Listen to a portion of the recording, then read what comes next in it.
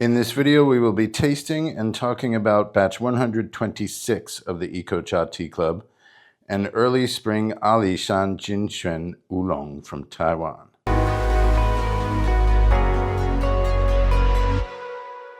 Batch 126 of the EcoCha Tea Club is an early spring Alishan Jin Xuan Oolong tea from Taiwan. Specifically, the Alishan, I already said Alishan, the Alishan tea growing region in Meishan Township in a smaller vicinity called Taixing. And the elevation is about 800 meters. And we chose to share this batch of tea for a few reasons. The first, more general reason is that we like to share teas that are the most renowned, once in a while at least, the most renowned names of tea from Taiwan.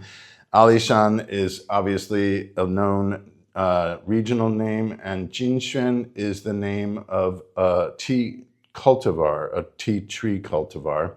It's also referred to as Tai Cha number 12.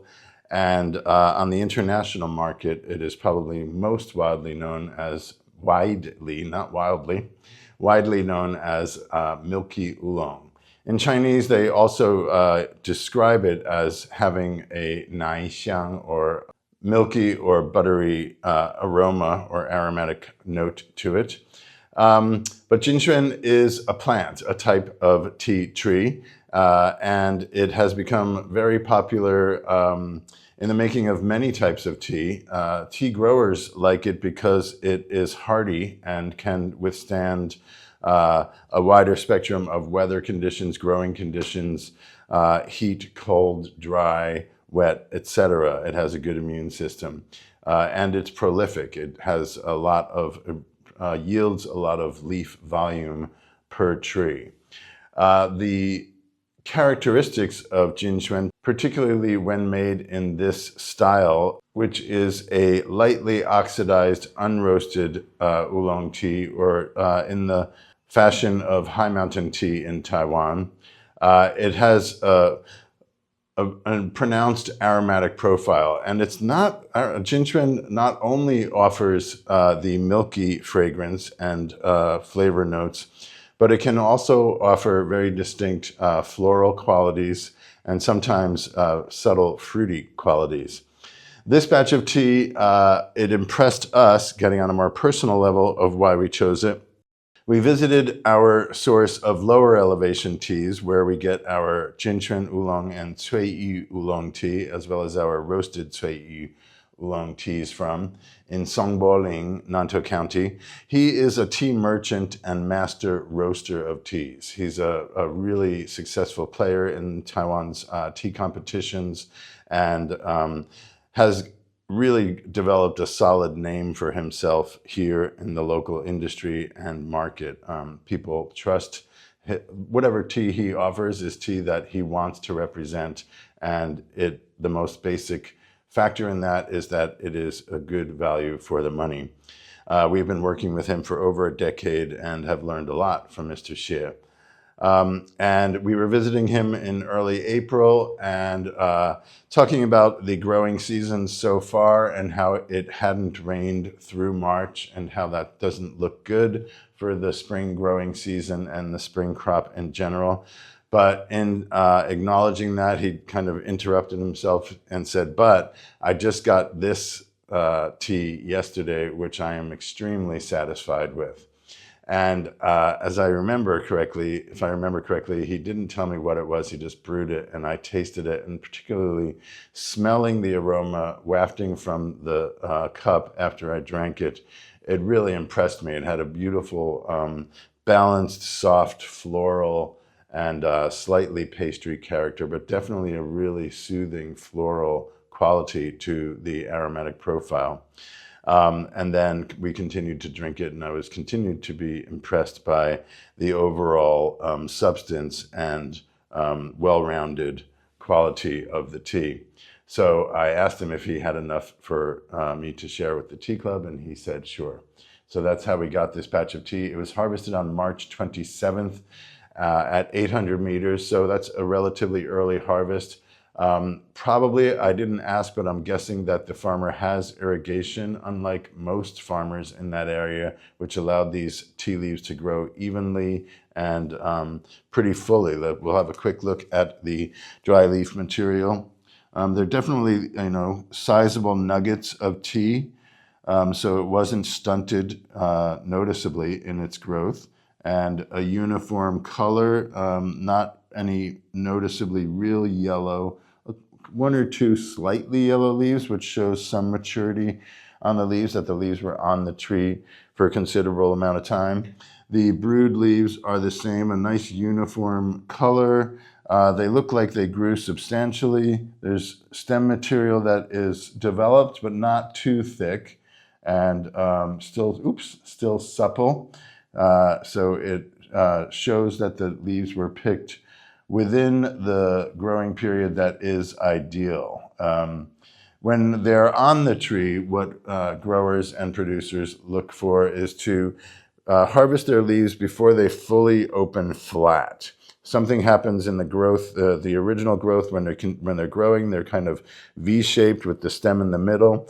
And then when they're just about finished growing, they go into a flatter stage, and that represents a more fibrous stage of their growth and vegetation. They become more of a permanent leaf on the tree. So you want to catch them before that transition, which happens within within a few days.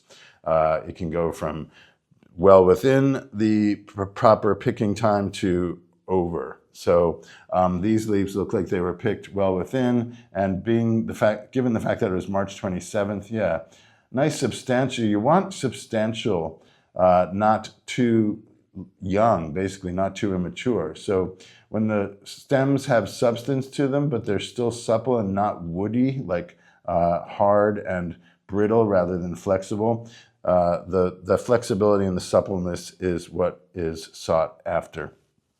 Okay, I'm ready for a sip.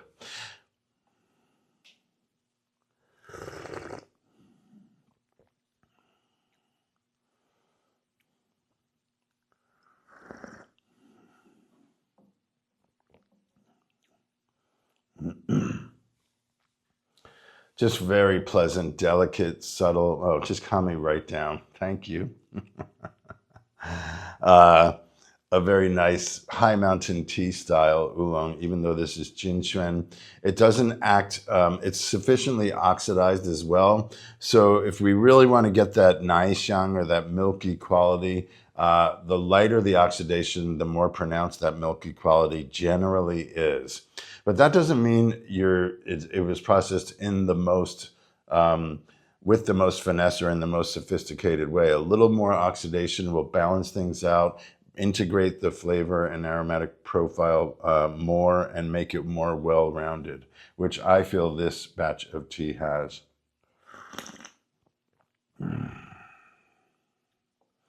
I can definitely notice the buttery quality, but there's so much more to it along with that buttery quality. And that's what inspired me personally to want to share this tea, is to share a Jin Xuan that represents more than just that milky oolong character. And this being an early spring, and really the farmer doing what he needed to do to produce a good crop of raw material and working with it in the processing, really is the most top of the line early spring crop of tea that we tasted. Really nice work. So we're inspired to represent the dedication in the farming and in the processing of this tea.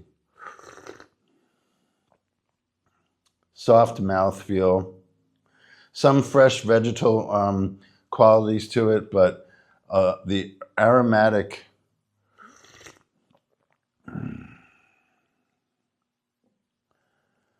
yeah, it's just a nice, following up on Bilochun, our early spring green tea, Bilochun green tea from northern Taiwan, which is picked very young. So that's a whole different, I won't say animal, whole different plant form of tea, whole different leaf structure.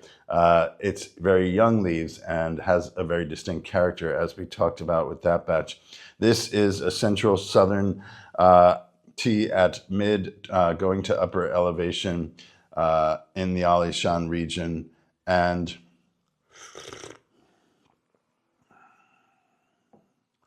it's just a good find in the Alishan Jin Xuan range of, we feel or have come to form the conviction, I should say, more than just believe, but actually feel confident in saying that the highest quality Jinshuan, the best Jinshuan produce comes from the Alishan region from an elevation of 700 to about 1,000 meters. Over 1,000 meters, most people don't grow Jinshuan, they grow Qingxin Oolong because they want to use their real estate to the fullest and produce the most valuable crop.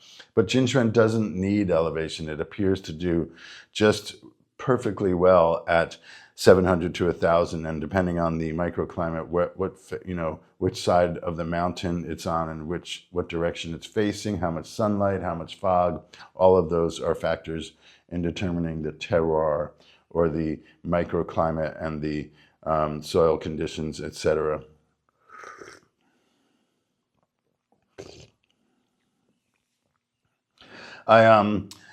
I was timing the brews, so this is my favorite pot for smaller volumes of lightly oxidized green oolongs, high mountain tea style teas. I use this pot. I did 10 grams of tea in this about 150 milliliter pot. I started at 1 minute, and I basically ended up doing 70 seconds by accident. This was supposed to be a little bit under 1 minute. I got distracted with doing something else with my tea stuff, and it went up to 70, back down to 60. I think I stayed at 60 for the fourth brew, and 70 and up to 80. Haven't tried this one yet, sixth brew. Yeah, holding out. Pleasant, delicate, subtle, well-rounded, a nice mouthfeel. That was the strong one, yeah.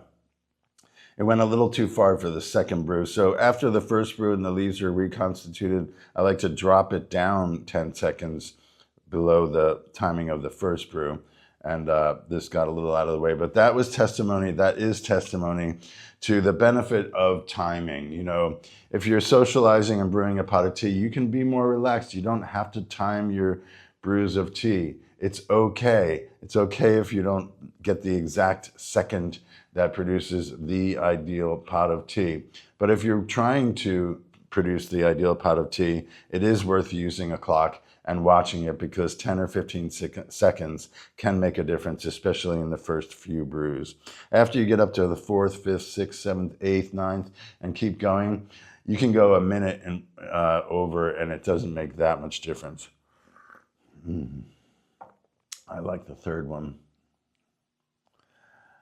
Just this beautiful, clean nose bouquet, floral. For me, it's a little bit too soft to call herbal. I'm not getting anything that pronounced or distinct.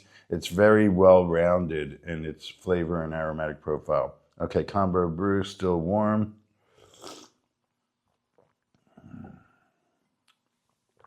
A little more savory, kind of, well, when the tea is still at a higher temperature.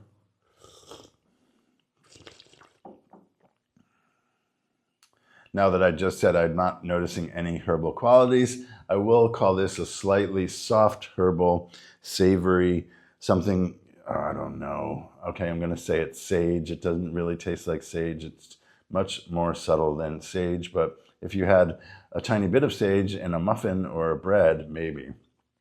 Marjoram, not mace, marjoram. One of those softer, savory herbs.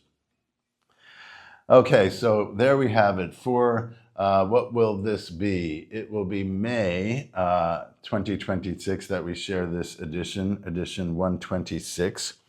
And it's an early spring character. Spring harvest is now in full swing, but that means you get the spring harvests a little bit later by the time they get processed, packaged, and purchased. We're working on that now currently. We'll probably have at least another spring batch to share in the next couple of months. we're happy to be able to share this really nice, let's just call it that, a really nice batch of Alishan Jin Xuan Taicha number 12 from the Meishan Township, Taixing Village, Taiwan. Please let us know what you think. Leave your comments in the comments sections below our blog posts and or on our YouTube video that you're watching right now. Thanks for being with us. We'll see you next month.